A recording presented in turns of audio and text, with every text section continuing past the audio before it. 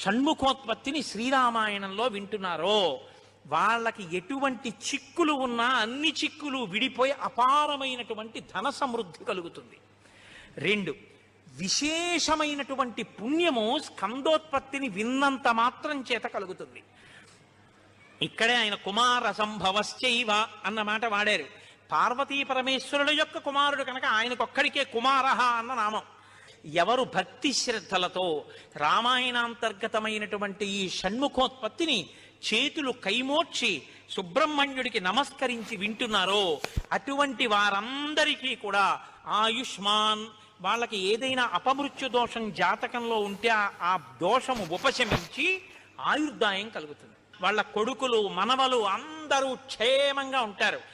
ఏవైనా దుర్గుణములు అలవడవలసినవి ఉంటే అవి పోయి వాళ్ళు వృద్ధిలోకి వచ్చి వంశానికి గొప్ప కీర్తి తీసుకొస్తారు. ఆయుష్మాన్ పుత్ర పౌత్రైశ్చ, ఎవరు రామాయణం సంపూర్ణ రామాయణం చెప్పించుకుని వినేటప్పుడు పరమ భక్తి